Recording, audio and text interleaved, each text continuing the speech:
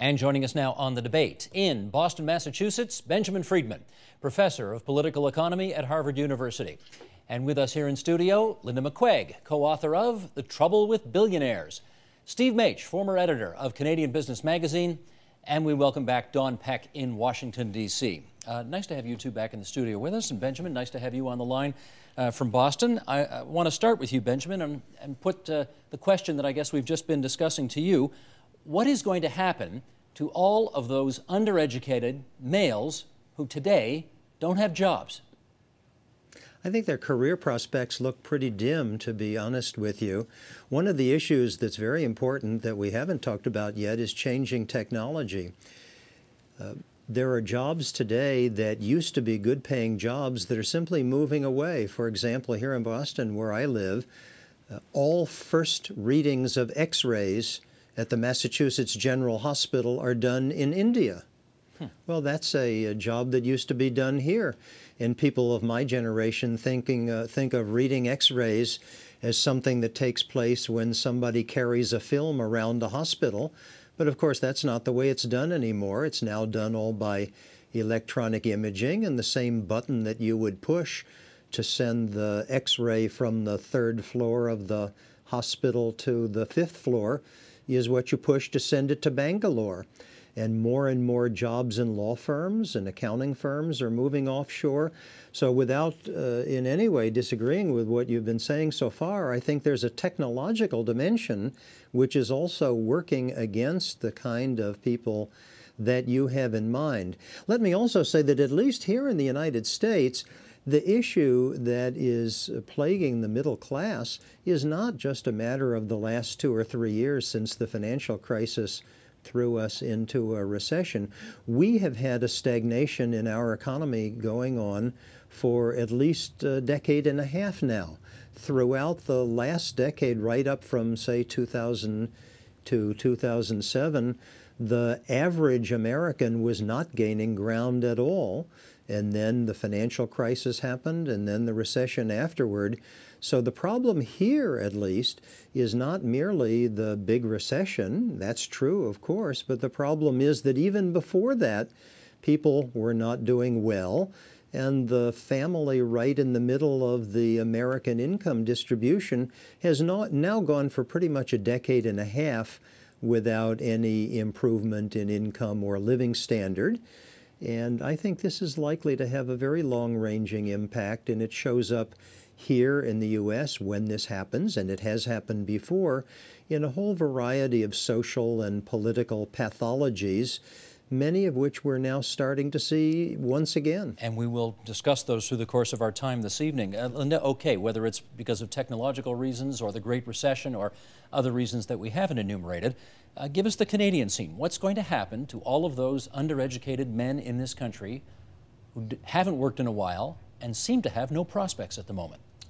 Well, it depends, I think, what we end up doing as a country in terms of policy, because I would say in Canada as well as in the U.S., it makes a tremendous difference what the policies of the government are.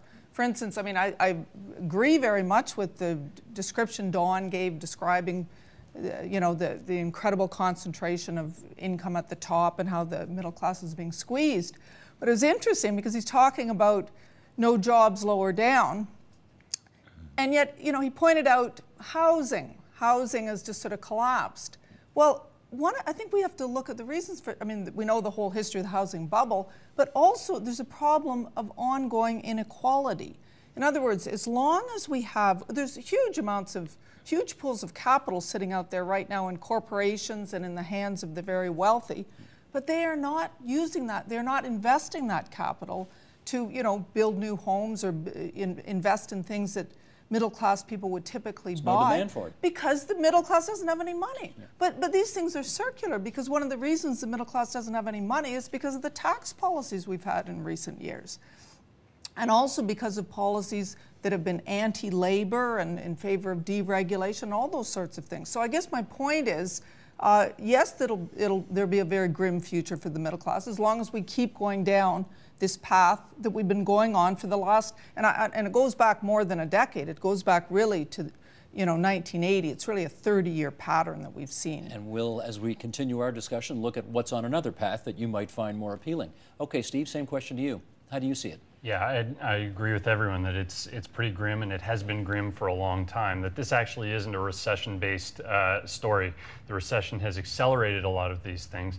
And to Linda's point, I mean, if you really wanted to change that growing gap in inequality, it would require major public policy change, and quite frankly, at this point at least, among the public, I don't see demand for it. There is not a big groundswell among the public looking for increased taxes and more redistributive policy at the government level. So I don't see anybody stepping up to help that uneducated, unemployed person. It's going to continue to get worse. Linda?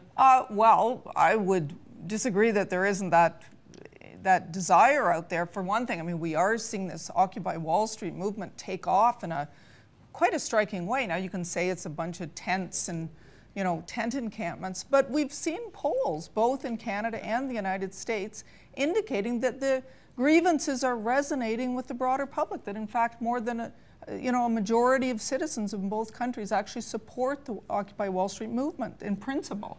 I would agree that there is a widespread discontent and call for change. I don't think that there is very much agreement on what form that change ought to take. Well, except that the Occupy Wall Street movement, the one theme that absolutely dominates and comes across clearly is that the top 1% have too much wealth and power, and that's bad for the bottom 99%. That's a very clear message. We should point out, though, with two guests in the United States tonight, the top 1% in Canada means you make north of $160,000 a year. In the States, it's north of $400,000 a year. Right. Higher in Canada, but it is true that the U.S. has got more extreme inequality. There's than inequality, we do. and then there's inequality, I guess is what you're trying to say. Yeah, but don't underestimate the inequality in Canada. Okay. We now have 61 billionaires here, Steve. Okay. It's growing rapidly. Let me go to Don, because I want his feedback on what you've heard so far. You're there in Washington where, as Linda suggests, if politicians made different decisions, the people that we're talking about tonight might have a different future. Stick your finger up in the air, see which way the political wind is blowing. What are you hearing? Gallup did a survey recently that showed that Washington, D.C. is the most optimistic city in the U.S. as to the state and the future of the economy. D.C. is also one of the best educated cities in the U.S. and one of the highest income cities in the U.S. And in professional circles here, you find that most people are doing just fine. And I think to some extent, that may explain in part the lack of urgency that I think we've seen in Washington to restore jobs, to redress some of the more fundamental problems that we're seeing in the U.S. The people who vote at the highest rates, the people who provide most of and the largest campaign contributions, they're affluent. And again, they live in places that have at least partially recovered. They themselves have mostly recovered. So I think that, when you look at politics today, the fact that the non-professional middle class and kind of the lower class are the people that are really struggling today, whereas the affluent have come back to a large degree, may explain some of the things that we're seeing and not seeing in Washington. Don, I want to do another excerpt from your Atlantic piece and then get Benjamin Friedman to comment on it first. Here's the excerpt. Michael, I'm on the top of page 2 here. No more rungs in the ladder, we're calling this graphic. While most Americans believe that opportunity is widespread in the United States and that success is primarily a matter of individual intelligence and skill, the reality is more complicated. In recent decades, people born into the middle class have indeed moved up and down the class ladder readily. Near the turn of the millennium, for instance, middle-aged people who'd been born to middle-class parents had widely varied incomes. But class was stickier among those born to parents who were either rich or poor. 39% of children born to parents in the top fifth of earners stayed in that same bracket as adults. Likewise, 42% of those parents who were in the bottom fifth remained there themselves. Only 6% reached the top fifth. Rags to riches stories were extremely rare. A thinner middle class in itself means fewer stepping stones available to people born into low-income families. If the economic and cultural trends underway continue unabated, class mobility will likely decrease in the future, and class divides may eventually grow beyond our ability to bridge them. Benjamin, if this dream of upward mobility disappears, how do you see this affecting the psyche of lower and middle class people in North America? I think it affects the psyche of everybody. Our experience in the United States in periods in which mobility has been limited and people's incomes have stagnated over a period of a decade and a half or more, has been that we see pathologies in the form of reduced generosity, we see rising intolerance, we see reduced commitment to our democratic institutions, we see anti-immigrant agitation. In fact, in many respects, it's usually attitudes toward immigrants that are the cutting edge of this sort of change in attitude that comes when the country goes through a period of stagnation. And in one way or another, I think we're starting to see all of these phenomena take place in the United States today. Many people think that because we are now in a world in which skills and education matter more, this should make the economy more fluid, may provide more opportunities for people to move up. It turns out it doesn't work that way because, as we find in the United States, the children of higher educated parents have an enormous advantage that is very difficult for the school system to overcome, and in fact many of these advantages are locked in place by the time people are 2 or even 3 years old. A child that grows up in a poor family or maybe with a single parent, nobody to read to him or her, no books in the house, is going to be in a fundamentally different place by, let's say, age 3 than a child that grows up in an educated family with conversations at the dinner table and intellectual inquiry, books being read, newspapers being discussed. And it's a very tough burden then for the school systems to overcome this kind of inequality that again is baked in by age 3 or 4. So oddly, in a way that most people wouldn't anticipate, the changing technological trend in the direction of more value placed on skills, more value placed on education, provides for greater continuity from one generation to the next rather than less.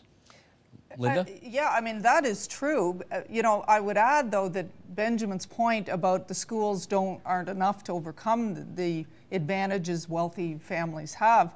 It doesn't help that the schools are so terribly underfunded, that there's so little, relatively speaking, investment in public education in the U.S.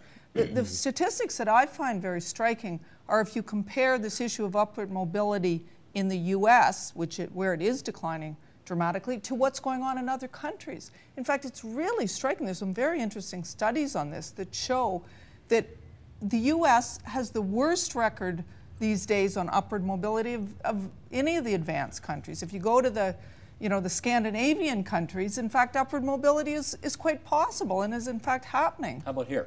No, but in Canada is better than the United States, but not as good as the Scandinavian countries.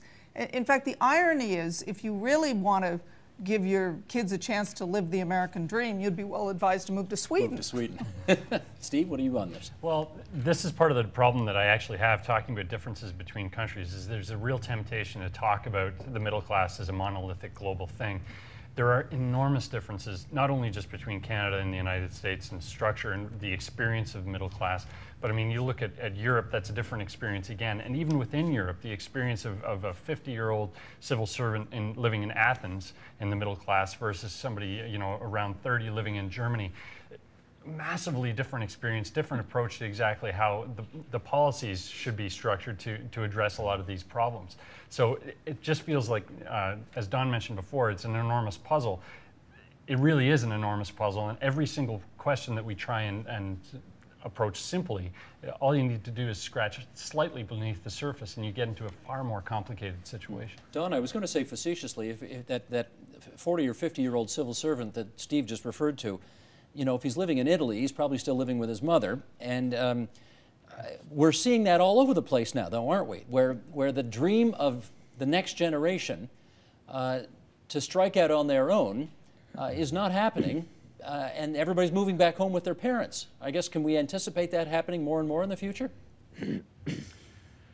Well, it certainly has happened since the recession struck in the U.S. And I think we can continue to expect it to happen until times grow significantly better. And I think that that's particularly the case for young people, of course, people under 30.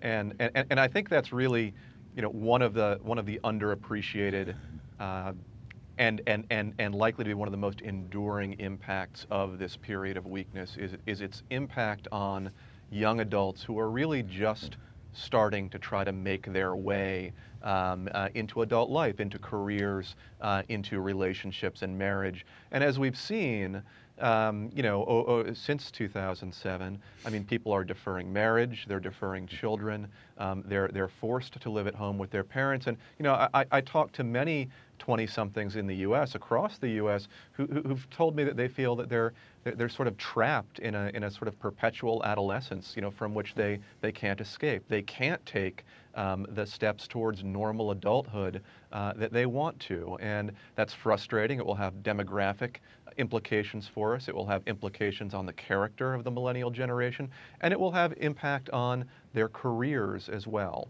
Well, let's call them Generation R, and here's something from the New York Times that spoke to this. Call them Generation R, Generation Recession, the millions of teenagers and 20-somethings struggling to carve out a future for themselves when the nation's economy is in its worst shape in decades. Many are settling for second choices or pursuing low-cost detours because the recession has wiped out hoped-for jobs. Far beyond Dayton, Ohio, where the huge shuttered GM plant not long ago employed 4,000 people, millions of young Americans are facing the reality that manufacturing will no longer serve as a conveyor belt to the middle class. Steve, how is the recession going to affect Generation R in the long run? Well, there are a couple of things. I think we saw a little preview of this with the people that graduated out of university in the early 1990s, which was obviously not nearly as severe a recession as the one that we're facing now. One of the things that we've seen is people talk an awful lot about the decline of corporate loyalty to their own employees, and that certainly is the case. But we're also seeing the other edge of that sword as well, in that young people entering the workforce don't feel any sort of loyalty to companies. They've seen too many layoffs. They've seen their parents struggle. And so what you're getting is almost a free agent generation, where a lot of companies will tell you it's very, very easy to hire, extraordinarily difficult to engage and retain employees. And there's a corporate cost to that as well. So this whole idea of worshiping labor flexibility is really in some ways coming back to bite the corporate sector to a significant degree as well. And yet, Benjamin, the generation that were kids during the Great Depression back in the 30s, I think we went on to call them the greatest generation. Is there an argument to be made here that a little hardship can bear some positive outcomes at the end of the day? People who came of age in the Great Depression in the United States had a very distinct outlook. Interestingly, they became much more committed to what we're calling here corporate loyalty. And the reason is that once they found jobs, they felt very, very lucky to have them. And therefore, they stuck with those jobs. They were very uninclined to engage in social movements, social protest. They were very uninvolved politically. Calling them the greatest generation, I think, is an illusion created by their participation in World War II. Other than that, I think many of their behaviors are not things that we would especially hold up as a model today. And the idea that they came away from seeing their parents fired by not holding on to the jobs that they held isn't right. They were the paragons of corporate loyalty once they found jobs after the war and in the late 40s and on into the 50s. But it took a while for the realization that the economy was moving forward to set in before the tone of the public life of the country changed around. The kind of reversion back to an optimistic, forward-looking spirit, welcoming immigrants, the lessening of racial, ethnic, religious tensions took about a decade to start into the post-war period, and I think it's because it took that long for people to take on board that we weren't going back into a recessionary or much worse depressionary period. People were once again able to look forward to rising living standards, and indeed for the first 3 decades after the World War II, that's exactly what happened. And it had a big effect on the national outlook and on all sorts of aspects of American society. Benjamin, I don't want to split hairs with you too much, but if you're a generation that defeats the worst evil in the history of the world, are you not entitled to call yourself the greatest generation? I think everybody is entitled to call himself or herself whatever he wants. Okay, But Linda. can I just say that the whole idea, you know, the change in attitude and thinking that came out of the Depression, I think we have to identify a key reason for that was the dramatic change in public policy. You know, the late 1920s leading up to the terrible stock market crash was actually an era much like today of extreme inequality, you know, very low tax on the rich, very little financial regulation, all that sort of thing.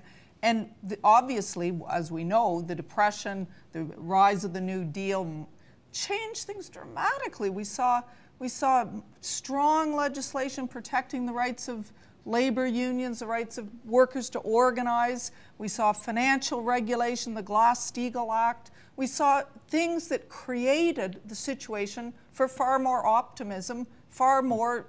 In fact, the period that follows, you know, the early post-war period is, you know, whether you call it the greatest generation or not, it's often called the golden age of capitalism.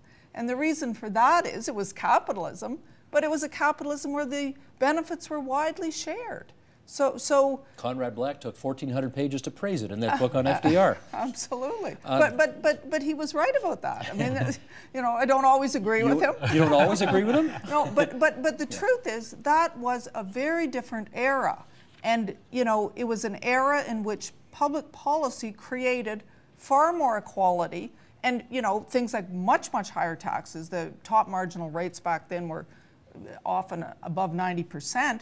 But, you know, and so we would think by today's logic, oh, that must have been terrible for the economy. The business must have lost all their energy and all their will to create and do anything. Absolutely not true. It was the era of strongest economic growth we've had before or since. Okay, Steve, and then Don. The one thing I was going to point out, though, is that I don't sense a movement towards a New Deal. And part of it is because the New Deal was really built out of the idea of a grand compromise and a coming together of people. And what I'm seeing is actually more atomization and more, we talked about mean-spiritedness in the political culture, but it also extends down to the free agent nation that I was talking about before. In order for unions to prosper, for example, workers and young workers need to come together and agree that they have common interests in pooling their interests together. That's not what I'm tending to see. More and more, I'm actually seeing people embrace the idea that we're all in this alone. And it's up to me, and whether that's misguided or not, you know, we can talk about that, but that is the direction that people seem to be heading, at least to me. Don Peck. Yeah, I mean, I think, look, the problems that are facing the middle class today, that are facing many unemployed people today, they run very deep, and as everyone has pointed out, many of them predate the recession, many of them have to do with the path of technology, the path of global trade. Some of them are certainly political as well. Now, I'm optimistic that there are things we can do to provide a better outlook and a better lifestyle for the middle and the lower classes. I think, you know, there are policy steps we can take to improve education, to reinvigorate technological growth, and in some cases just to redistribute wealth. I think, you know, all of these things are possible, and when we look at past crises, you know, in U.S. history and really, you know, throughout the West, I think because they do show us so starkly the problems that are inherent in our society, you know, they sometimes do prompt eventually, you know, big and useful changes. But the problem is when you're still in the heart of a period of malaise, when people aren't getting ahead, it's actually very, very hard. And the Depression was a really meaningful exception in the U.S. in some ways, but it's usually very, very hard to get big things done because, as Benjamin has noted, politics tend to get meaner and meaner the longer you sit in a period like this. People tend to become more jealous of their status relative to others. They tend to see politics more and more as something that's zero-sum, and hence they tend not to advocate policies that they see benefiting anyone other than them directly. I think in the U.S. certainly we're seeing that already, and that can be a kind of trap that's hard to get out of until growth actually returns. So, in the medium term, I'm somewhat optimistic that we can fix some of these long-running problems in society. I think it's going to be very, very difficult to do that over the next couple of years. I do want to follow up on something Benjamin said a few minutes ago, where he talked about the ramifications, the consequences to the mindset of those who grew up during the Great Depression. And I wonder whether you think this Generation R that we're talking about, people in their teens and 20s today, who will, as a result of going through in their formative years this Great Recession that we're in, are they going to be equally as cautious and nervous and want to get that one job with that company their whole lives, which just doesn't happen anymore? Do you see that happening? I think we have to be very careful about comparing what's happening today to the Great Depression. In the United States, the drop in total production in the recent recession was 3.8%. In the Great Depression, the drop was 30-point-something%. In the current situation, our unemployment rate is 9-point-something%. In the Great Depression, the unemployment was 25%, and outside the farm sector, it was 37%. So I think the idea that what we are experiencing today is comparable to what we had in the Great Depression misses the fact that we're simply off by an order of magnitude here. And while the current experience, I think, is likely to drag on for quite some time, and really for the reasons that Don suggested, I think we run the risk, at least in the United States, of being in a kind of perverse, mutually reinforcing equilibrium, a bad equilibrium in which, because we have dysfunctional politics, we can't take the steps to put our economy on the right trajectory.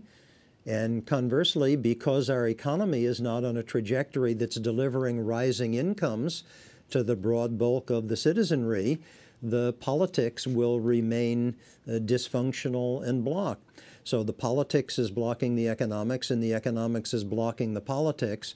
And I think that's likely to continue for some time. Don was very right when he said that the Great Depression in the United States was an exception. It was the outstanding exception in our nation's history in which, at the bottom of a severe economic dislocation, the government took all of these steps that Linda was quite rightly pointing to. And they made an enormous difference, not just for the recession, but even the Depression, but even more so for the growth after the in the post-World War II period. She's absolutely right about that. But exactly how that took place is very interesting. And in an odd, perverse way, it may be precisely because the Great Depression was so deep, and because people had the feeling of everybody going down together. There were all these news stories of stockbrokers jumping out of windows and pictures in the newspaper of prosperous businessmen selling apples on the street corner. And as several of us have discussed all through this hour, at least here in the United States today, there's anything but the feeling of everybody being in it together. There are certain groups of people who are doing quite well, thank you very much, and then there are the much larger group of people about whom Don has written and just now spoken who are not doing well. So both because it's not true this time that everybody has a feeling of being in it together, and also because this is just an order of magnitude smaller than what happened in the Great Depression, I think looking to that experience as any kind of guide to what the political reaction will be like, what the social reaction will be like, what the psychological impact on people's lives will be like, I think that's not the place to look. Can I just say, I mean, Benjamin's right, of course, the Great Recession was deeper than the situation we have now. At the same time, I think the situation we have now is understated by simply looking at, let's say, the unemployment rate. And of course, we know that that's the official unemployment rate. It doesn't include people that gave up working. Even so. What do you think it is? It's 9 officially, well, but it's probably... some people say it's 17, 20, 25%, really. But in fact, I think the real point I want to make is that apart from actual unemployment, what we are experiencing, and it comes back to what Dawn was talking about at the beginning, is we have this tremendous economic insecurity that we did not have before. You know, people just don't have that lifetime job. They don't have a job with any kind of security, for that matter. So much work now is temporary, part-time, pensions are eroding, all that sort of thing. But even a $2 trillion stimulus package is not going to get people jobs for life. Oh, right? Well, just a second. I'm talking about all kinds of structural changes that go beyond just a stimulus package. But by the way, you know, it was in the depths of the Great Depression, I think it was 1935 or 36, that Roosevelt brought in Social Security, the most broad, sweeping, amazing program conceivable, despite the enormous... well, he brought it in on the assumption that people would be dead at 62. And they get it at 65. Yeah, no. In fact, at the time, it was controversial. Business resisted it. But, you know, contrary to what we're hearing tonight about this idea that, you know, we're seeing a new kind of class warfare that we haven't seen before, there was class warfare back then, too. Business was very hostile to things like Social Security. And in fact, you remember the wonderful speech that Roosevelt makes in Madison Square Gardens in 1936 when he says, you know, all the banking interests, you know, never before has any group of powerful interests hated one candidate so much the way they hate me, and I welcome their hatred. I mean, this is a period of class warfare. Yeah. Steve. The one thing where I think I differ from you, Linda, on this is the fact that you seem to have a lot of optimism that with government policy we can reverse a lot of this. And my problem is that from the people that I speak to, I think that there's a lot of cynicism about whether or not government is actually capable of delivering the kind of change that we're talking about here. Back towards the end of the Great Depression, people went through their anger and came into a period of fear, and that is what brought people together. We are still stuck in that period of anger. But we're in the Hoover period. Don't forget 1929 to 1932. We had, or there was Herbert Hoover. You know, like what is that? We're in the Hoover period because the conservatives have a majority. No. All I'm saying is maybe it hasn't happened yet. Maybe. That doesn't mean that we can't have these big, huge policy changes. Quite possibly. I don't see the move towards it at this point. What I still see is an awful lot of skepticism about whether or not the grand compromise that most centrists say is required to solve things like you know, the deficit crisis in the United States. They see that nowhere on the horizon. And so a lot of the social programs that you're talking about, Social Security, a lot of people in the United States see that as a pipe dream, that by the time they get to the point that they might actually be able to benefit from that program, it will be long gone. And that creates even more sense among people that, as we talked about before, I am in this for myself. But you got to, let me do a little cross-border comparison with you here. In the States, you've got a Democrat in the White House, the Democrats barely in control of the Senate, the Republicans in charge of the House. That's gridlock. Here we have a conservative majority government that can do what it wants. Yes. If they wanted to change course, the way Linda's advocating, they could. But the course that they want to take, and the people who elected them in have been arguing for lower taxes, a narrowing of government, exactly the opposite of the kind of change that Linda's arguing. But again, I come back to the Occupy Wall Street movement and the sense of the depth of the dissatisfaction that's out there in the way things are going and the sense of really significant changes that are needed. I'm not sure that most people in the middle class see themselves reflected in Occupy Wall Street. And that might be something that you and I just disagree on. But I think most people in the middle class are still looking at Occupy Wall Street and Occupy Bay Street and all the Occupy movements as something different from them. If that's true, polls show they support them. Let me go to Dawn on this one. If that's true, and the middle class doesn't necessarily see itself reflected in the Occupy movements around the world, when are you going to have a revolution in that country? I have no good answer for you on that, Steve. I mean, look, what we're seeing certainly in the U.S. and around the world is a building frustration. And you tend to see that, I think, most of all in the middle class, because it's the middle class whose lives have most recently become unsettled. I mean, people who are poor in rural areas and inner cities have been struggling for years. As Benjamin said earlier, the middle class has certainly not been doing well for quite a long time. It's been stagnant for a long time, but it's really only recently that people have seen large declines in wealth and really begun to think that their lives may not turn out anything like they thought they would. That creates frustration. Whenever you have building frustration, you never know what's going to happen. Well, let me put that to Benjamin. Forgive me, we've just got a few minutes left here. And Benjamin, if the Tea Party is sort of the populist right rising up, and the Occupy movement is the populist left moving up, at some point, do these disparate points on the graph come together and stage a genuine, okay, revolution's too strong, but somehow get the policymakers to change course so that which we're talking about tonight, namely the disappearance of the middle class, doesn't happen?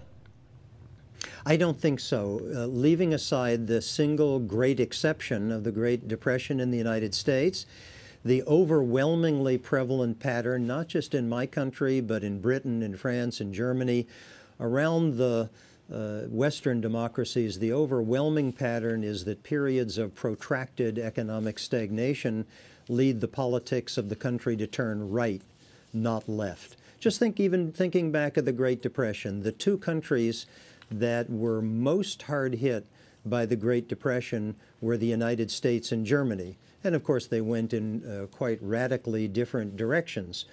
The movement in Germany was consistent with the usual pattern. It was the movement in the United States that was somehow exceptional. So I think if we expect this stagnation to continue, if we expect the problems of the middle class and the young middle class that we've been talking about this evening to persist, my guess is that the tendency of politics is going to be much more in the direction of what people like the Tea Party are calling for, and certainly not in the direction of left movements like the Occupy movements. And I think the likelihood that the two would get together is remote. I want to thank everybody for a very sensible discussion about this tonight. Thanks so much to Benjamin Friedman, Harvard University's own, from Boston, Massachusetts. Don Peck on the line from Washington, D.C. We enjoyed your article in The Atlantic and your book, Pinched, How the Great Recession Has Narrowed Our Futures and What We Can Do About It. And also as well to our guests here in studio, Steve Mach. Good luck with Sportsnet magazine, which you've got on the stands right now. What, a couple of months old? Yep. Very good. Good luck to you with that. And Linda McQuaig, author of The Trouble with Billionaires. Always good to have you here in our studio. Nice to be here, Steve.